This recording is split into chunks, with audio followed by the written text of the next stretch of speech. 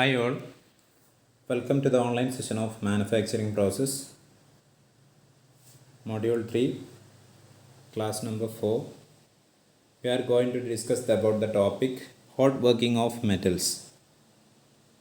നമ്മൾ കഴിഞ്ഞ ക്ലാസ്സിൽ കോൾഡ് വർക്കിംഗ് എക്സ്പ്ലെയിൻ ചെയ്ത് അതിൻ്റെ അഡ്വാൻറ്റേജ് ഡിസഡ്വാൻറ്റേജ് അതിൻ്റെ ഓപ്പറേഷൻസ് എല്ലാം ഡിസ്കസ് ചെയ്ത് ഇനി നമുക്ക് ഹോട്ട് വർക്കിംഗ് ആണ് നമ്മൾ ഡിസ്കസ് ചെയ്യുന്നത്. എന്താണ് ഹോട്ട് വർക്കിംഗ്? ഹോട്ട് വർക്കിംഗ് എന്ന് പറഞ്ഞാൽ റീക്രിസ്റ്റലൈസേഷൻ ടെമ്പറേച്ചറിൻ്റെ മുകളിൽ നടക്കുന്ന മെക്കാനിക്കൽ വർക്കിങ്ങിനാണ് ഹോട്ട് വർക്കിംഗ് എന്ന് പറയാം. Mechanical working of metals above recrystallisation temperature is termed as hot working. Hot working combines the deformation and റീക്രിസ്റ്റലൈസേഷനും കൂടെ നടക്കും. എന്നാൽ ചൂടാക്കുന്നുണ്ട്. മോൾട്ടൺ സ്റ്റേജിലേക്ക് വരുന്നതിൻ്റെ സമയത്ത് അതിൻ്റെ ക്രിസ്റ്റൽ വീണ്ടും പുതിയ ക്രിസ്റ്റൽസ് ഫോം ചെയ്യാൻ അതിൻ്റെ ഷേപ്പുകളെല്ലാം മാറി വരും. അതിനാണ് റീക്രിസ്റ്റലൈസേഷൻ എന്ന് പറയുന്നത്. The change in the structure from hot working improve mechanical properties such as ductility, toughness ഇതെല്ലാം ഇൻക്രീസ് ആകും. അതുപോലെ elongation percentage, reduction of area percentage and resistance to shock and vibration. ഇത്രയും ചേഞ്ചസ് ഹോട്ട് വർക്കിങ്ങിൽ വരുന്നു. നമുക്കിനി അതിൻ്റെ അഡ്വാൻറ്റേജും ഡിസഡ്വാൻറ്റേജും നോക്കാം. എന്തൊക്കെയാണ് ഹോട്ട് വർക്കിങ്ങിൻ്റെ advantages? Porosity of the metal is mostly eliminated. നമ്മൾ ചൂടാക്കുന്ന സമയത്ത് പൊറോസിറ്റി, അതിലെ എയർ സുഷിരങ്ങളെല്ലാം അങ്ങനത്തെ സംഭവങ്ങളെല്ലാം എലിമിനേറ്റ് ആയിട്ട് പോകും. The grain structure of metal is refined grain structure കിട്ടും. മൂന്നാമത് പറയുന്നത് impurities in the form of inclusions are broken up and disturbed through the metal. Impurities എല്ലാം ഇല്ലാതായി പോകും, ചൂടാക്കുന്ന സമയത്ത് സംഭവിക്കുന്നതാണ്. Physical properties are generally improved due to the refinement of grains. നമ്മൾ പറഞ്ഞു ഗ്രെയിൻസ് റിഫൈൻ ആവുന്ന കാരണം ഫിസിക്കൽ പ്രോപ്പർട്ടീസ് ഇൻക്രീസ് ആവും. നമ്മൾ നേരത്തെ പറഞ്ഞു ഡക്റ്റിലിറ്റി, ടഫ്നെസ് ഇതെല്ലാം ഇൻക്രീസ് ആവുന്നു. Energy required to change the shape is less as compared to cold working. നമ്മൾ കോൾഡ് വർക്കിങ്ങിൽ കൂടുതൽ എനർജി അല്ലെങ്കിൽ പ്രഷർ അപ്ലൈ ചെയ്താൽ മാത്രമാണ് അതിൻ്റെ ഫോം ചേഞ്ച് ആവുള്ളൂ, ഡിഫോർമേഷൻ സംഭവിക്കുള്ളൂ. ഇവിടെ വളരെ കുറച്ച് എന്ത് മതി, എനർജി മതി അല്ലെങ്കിൽ പ്രഷർ മതി. അപ്പോൾ കോംപ്ലിക്കേറ്റഡ് ആയിട്ടുള്ള എക്യുപ്മെൻറ്റ്സിൻ്റെ ഒന്നും ആവശ്യമില്ല. അടുത്ത പറയുന്നത് fibre structure is obtained unidirectionally. Next, it is a rapid and economical process. പെട്ടെന്ന് നടക്കാൻ ഒരു ഈസിയസ്റ്റ് മെത്തേഡാണ് ഹോട്ട് വർക്കിംഗ്. അതുപോലെ എക്കണോമിക്കൽ പ്രോസസ്സാണ്. ആണ് ലാർജ് എക്യുപ്മെൻറ്റ്സ്, ലാർജ് ഫോഴ്സ് അല്ലെങ്കിൽ പ്രഷർ വേണ്ടാത്തത് കൊണ്ട് ഇത് എക്കണോമിക്കലായി ജസ്റ്റ് ചൂടാക്കുന്നത് മാത്രം പെട്ടെന്ന് നമ്മളെ ഉദ്ദേശിച്ച ഷേപ്പിലേക്ക് മാറ്റിയെടുക്കാൻ കഴിയും. അതുകൊണ്ടാണ് ഇതിനെ എക്കണോമിക്കൽ പ്രോസസ്സ് എന്ന് പറയുന്നത്. സ്യൂട്ടബിൾ ഫോർ ഓൾ മെറ്റൽസ്, എല്ലാ മെറ്റൽസിനും ഇത് ഉപയോഗിക്കാം. നമ്മളെ കോൾഡ് വർക്കിങ്ങിൽ ഡക്റ്റൈൽ മെറ്റീരിയൽസിന് മാത്രമാണ് കോൾഡ് വർക്കിംഗ് സ്യൂട്ടബിൾ ആയിരുന്നു. ഇവിടെ സ്യൂട്ടബിൾ ഫോർ ഓൾ മെറ്റൽസ്. നമ്മൾ പറഞ്ഞ പ്രോപ്പർട്ടിയാണ് mechanical property such as toughness, ductility is improved. ഇത് ഇത്രയും പ്രോപ്പർട്ടികൾ അല്ല അഡ്വാൻറ്റേജസ് ആണ് ഹോട്ട് വർക്കിങ്ങിനുള്ളത്. ഇനി അതിൻ്റെ ഡിസഡ്വാൻറ്റേജസ് നോക്കാം. Close tolerance cannot be maintained. ഇത് ഹോട്ടായിട്ടുള്ള അവസ്ഥയിൽ ഇതിൻ്റെ ടോളറൻസ് നമുക്ക് വളരെ ആക്യുറേറ്റ് ആയിട്ട് മെയിൻറ്റെയിൻ ചെയ്യാൻ പറ്റില്ല. ഇതാണ് ഒരു disadvantage. Tooling and handling cost is high. കാരണം ഇത് ചൂടാക്കിയിട്ടാണ് നമ്മൾ വർക്കിംഗ് ചെയ്യുന്നത്. ആ സമയത്ത് ഇതിൻ്റെ ഹാൻഡ്ലിംഗ് ഭയങ്കര ബുദ്ധിമുട്ടായിരിക്കും, ഡിഫിക്കൽട്ടി ആയിരിക്കും. അപ്പോൾ ഹാൻഡ്ലിംഗ് എക്യുപ്മെൻറ്റ്സ് വേണം അല്ലെങ്കിൽ ഹാൻഡ്ലിംഗ് ടൂൾസുകൾ വേണം. അപ്പോൾ ഇതിൻ്റെ കോസ്റ്റ് വളരെ കൂടുതലാണ്. നെക്സ്റ്റ് പറയുന്നത് rapid oxidation or scale formation takes place on the metal surface leading to the poor surface finish. നമ്മൾ ഇതിൻ്റെ സർഫസിൽ ഓക്സിഡേഷൻ സംഭവിക്കാം അല്ലെങ്കിൽ സ്കെയിൽ ഫോർമേഷൻസ് സംഭവിക്കാം. അപ്പോൾ ഇതിൻ്റെ surface finish compare to cold working വളരെ കുറവാണ്, പൂവർ സർഫസ് ഫിനിഷാണുള്ളത്. പിന്നെ ടൂൾ ലൈഫ്, നമ്മൾ ചൂടാക്കുന്ന സമയത്ത് ടൂളിൻ്റെ ലൈഫ് കുറയാൻ, ഫുൾ ടൈം ചൂടാക്കിയിട്ടാണ് നമ്മളിത് ഉപയോഗിക്കുന്നത്. ടൂളിൻ്റെ ലൈഫ് കുറയാനുള്ള ചാൻസ് ഉണ്ട്. ഇനി നമുക്ക് നെക്സ്റ്റ് പറയുന്നത് ഇതിൻ്റെ അഡ്വാൻറ്റേജസ് ആണ്, ഇതിൻ്റെ ഓപ്പറേഷൻസ്. ഏതൊക്കെയാണ് ഹോട്ട് വർക്കിംഗ് പ്രോസസ്സ് അല്ലെങ്കിൽ operations? Hot rolling, hot piercing, hot drawing, hot spinning, hot extrusion and forging. ഓരോന്നായിട്ട് നമുക്ക് ഡിസ്കസ് ചെയ്യാം.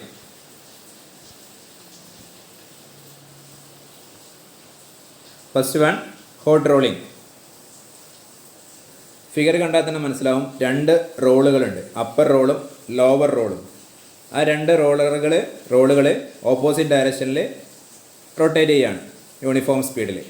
അതിനകത്തൂടെ ഒരു വർക്ക് പീസ്, ഒരു ബില്ലറ്റ് പോലത്തെ ഒരു വർക്ക് പീസ് റോൾ ചെയ്യുകയാണ്. അപ്പോൾ റോൾ ചെയ്യുമ്പോൾ അതിനെന്താ സംഭവിക്കുന്നത്?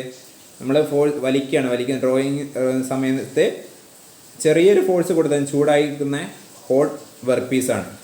ചെറിയൊരു ഫോഴ്സ് കൊടുത്താൽ തന്നെ അത് ഡയമീറ്റർ കുറഞ്ഞ്, കറക്റ്റ് ഡയമീറ്റർ കുറഞ്ഞ് അല്ലെങ്കിൽ അതിന് തിക്നെസ് കുറഞ്ഞ് അത് ഫോർവേഡ് ഡയറക്ഷനിലേക്ക്, നമ്മൾ എവിടെയാണോ ഫീഡ് കൊടുക്കുന്നത് അതിലേക്ക് ഇങ്ങ് പോരും.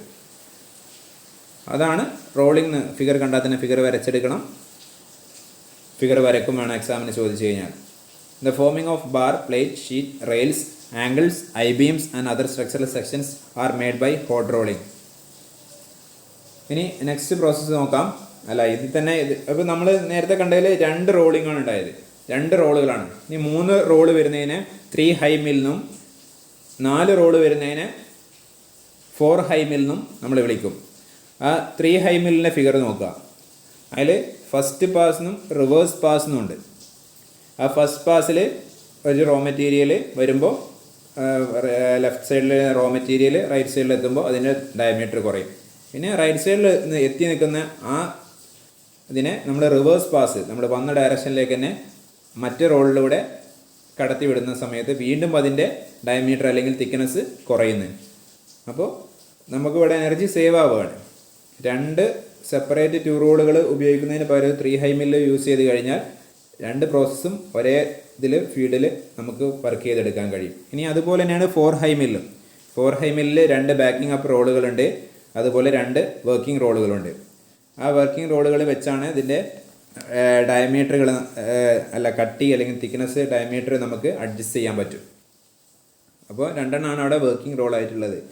Materials such as steel, aluminium, copper etcetera are suitable for hot rolling.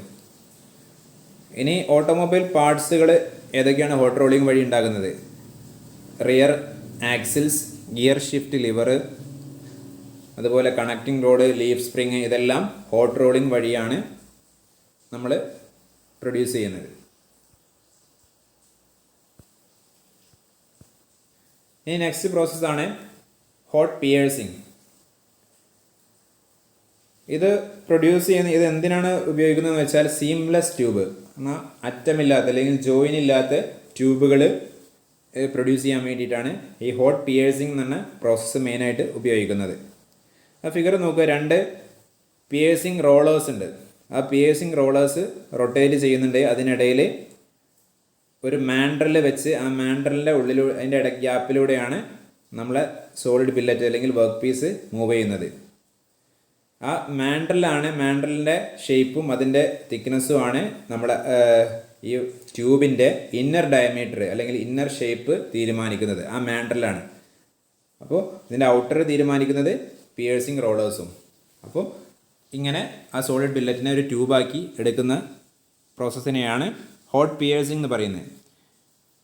Cylindrical billet are passed between 2 conical shaped rolls rotating in the same direction.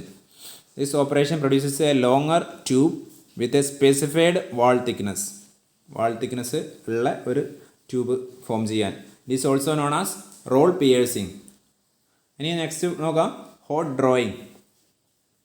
എന്താണ് ഹോട്ട് ഡ്രോയിങ്? ഈ ഫിഗർ നോക്കാം.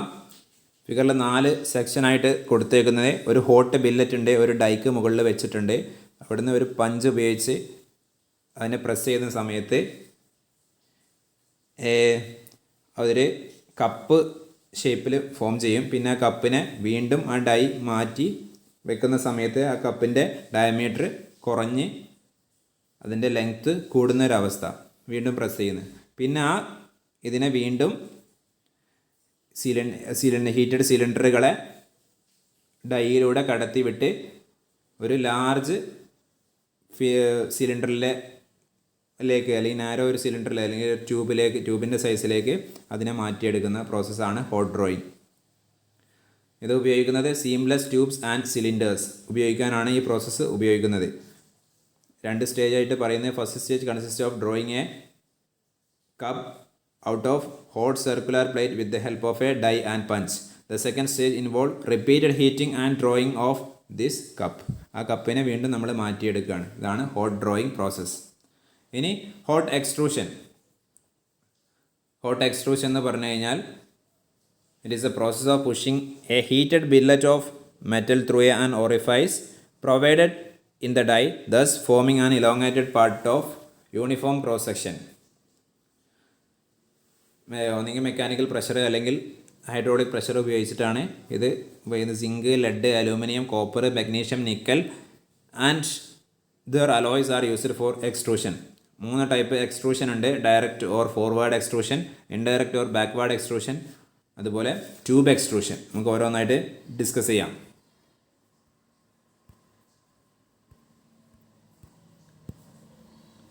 Direct or forward extrusion.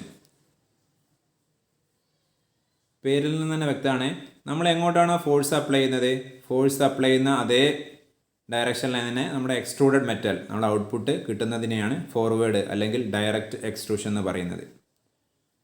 ഇപ്പോൾ ഈ റാം, ഒരു സിലിണ്ടറിൻ്റെ ഒരു dye, ആ സിലിണ്ടറിൻ്റെ അറ്റത്ത് ഒരു ഡൈ ഉണ്ട്. ആ ഡൈ ഒരു റാം ഉപയോഗിച്ച് നമ്മുടെ ബില്ലറ്റ് പ്രസ് ചെയ്യാണ്. പ്രസ് ചെയ്യുന്ന സമയത്ത് നമ്മൾ ഫോഴ്സ് അപ്ലൈ ചെയ്യുന്നത് ഫ്രം ലെഫ്റ്റ് ടു റൈറ്റ് ആണ്.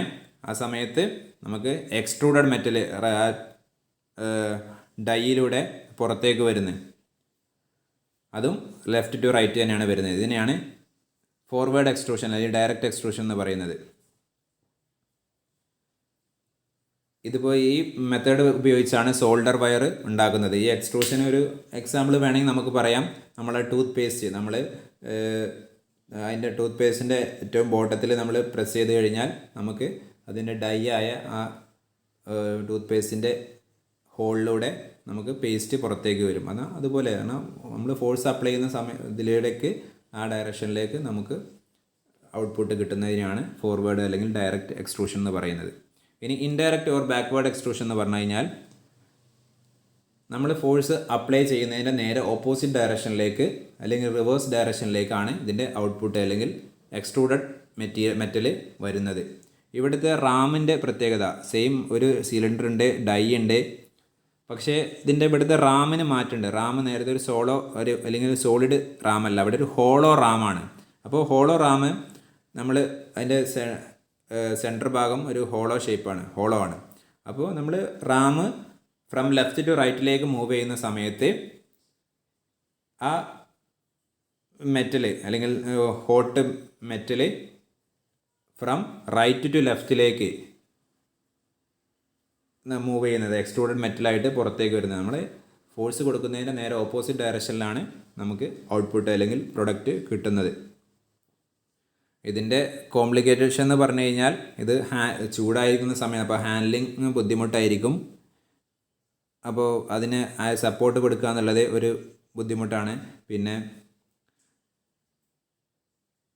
കുറച്ച് കോംപ്ലിക്കേറ്റഡ് ആണ് നമ്മൾ മറ്റതിനേക്കാളും, പക്ഷേ ഇതിന് ബെറ്റർ ക്വാളിറ്റി ഉണ്ടെന്നാണ് ഇതിൻ്റെ പ്രത്യേകത. ഇനി നെക്സ്റ്റ് നോക്കാം,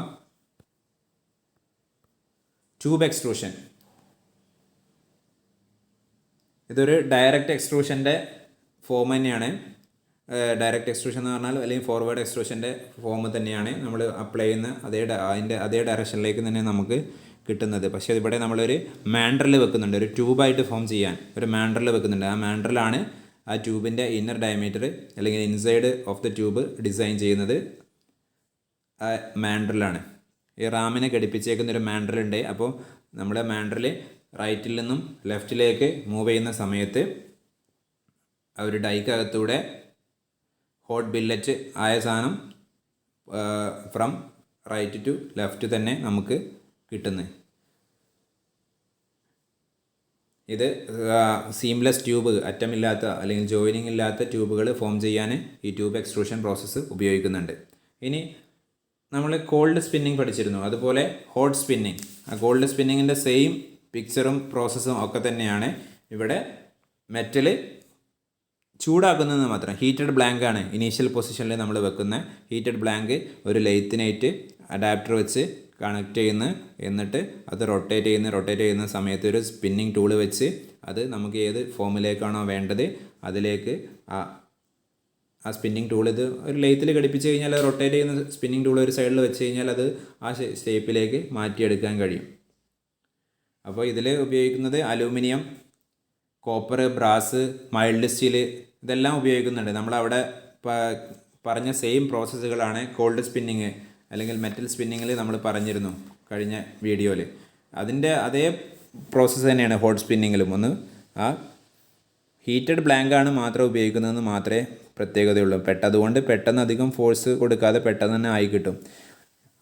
എന്തൊക്കെയാണ് ഇത് വെച്ചുണ്ടാക്കുന്നത്? നമ്മൾ നേരത്തെ പറഞ്ഞ കെറ്റിൽസ്, കുക്കിംഗ് യുട്ടൻസിൽസ്, അതുപോലെ liquid containers and light reflectors are produced by this method. ഇത്രയും പ്രൊഡക്റ്റുകളാണ് ഈ ഹോട്ട് സ്പിന്നിങ് വഴി നമ്മൾ നിർമ്മിക്കുന്നത്. അപ്പോൾ ഇത്രയാണ് പറയാനുള്ളത്. ഇനി ഫോർജിങ് എന്ന് പറഞ്ഞൊരു പ്രോസസ്സും കൂടെ ഉണ്ട് ഹോട്ട് വർക്കിങ്ങിൽ. പക്ഷേ ഫോർജിങ് എന്നുള്ളത് നമുക്ക് ഈ മൊഡ്യൂളിൽ തന്നെ ഒരു ചാപ്റ്ററായിട്ട് തന്നെ പഠിക്കാനുണ്ട്. അപ്പോൾ ഫോർജിങ് നമുക്ക് ഡീറ്റെയിൽ ആയിട്ട് അടുത്ത ക്ലാസ്സിൽ പറയാം. അപ്പോൾ എല്ലാ ഫിഗേഴ്സും വരച്ചെടുക്കണം, നോട്ട് എഴുതണം, എക്സാമിന് ഇതുപോലെ എഴുതണം. Okay, thank you.